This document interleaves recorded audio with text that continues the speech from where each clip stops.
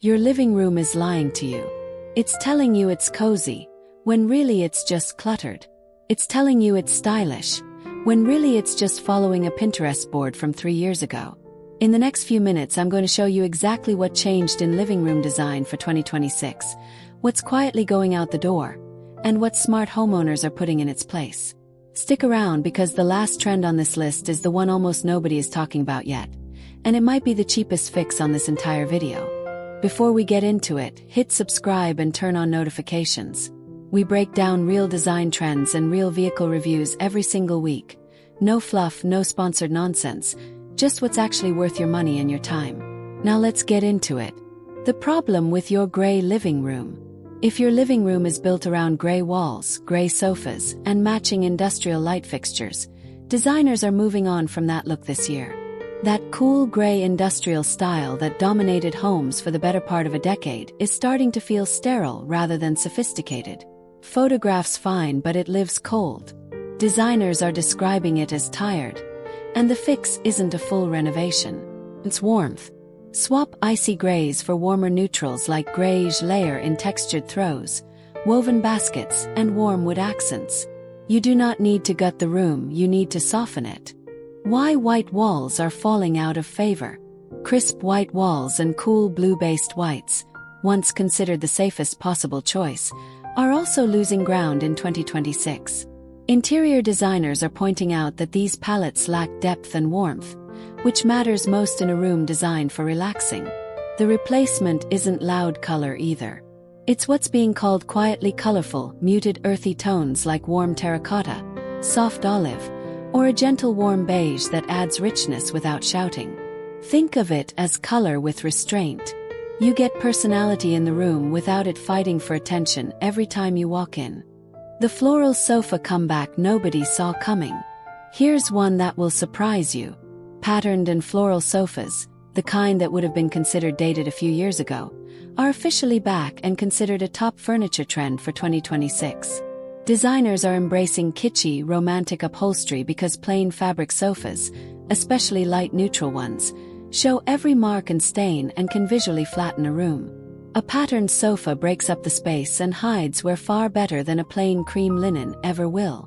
If you have been avoiding pattern because it felt risky, this is the year that risk becomes the safe choice. Daybeds are replacing traditional sofas. The traditional 3-seat sofa is no longer the only serious option in the room. Daybeds, something between a chaise lounge and a sofa bed, are making a real comeback as homeowners lean into more relaxed, low-slung, sociable seating. A daybed changes how a room feels almost instantly. It signals lounge over formal sitting room, and it works whether you're placing a large statement piece in an open living space or a smaller version tucked into a reading nook. This is a trend built around comfort first, appearance second, which is exactly why it's sticking. Book drenching and the return of full-wall shelving. Bookshelves are having a moment again, but not the small, tucked-away kind. Designers are going all in on what's being called book drenching, floor-to-ceiling shelving that wraps an entire wall or runs along the upper perimeter of the room. It turns storage into the actual design statement of the space instead of hiding it in a corner. If you have books, records, art pieces, or collectibles sitting in boxes right now, this trend gives you a legitimate design reason to put them on display instead of storing them away.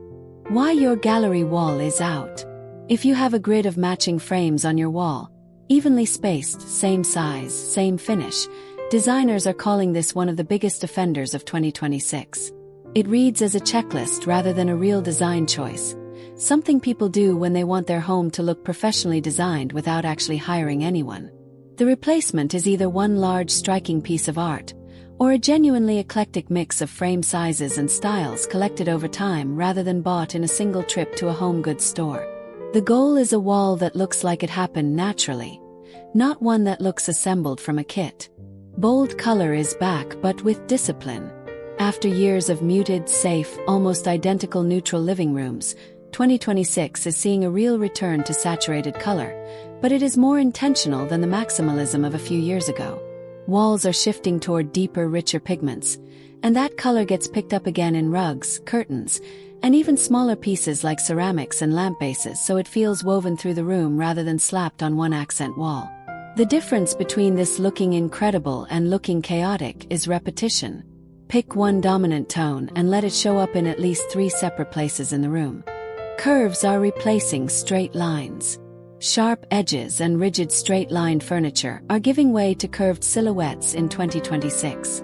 Rounded sofas, soft-edged coffee tables, and organic-shaped chairs are showing up across nearly every style of living room, from modern to traditional.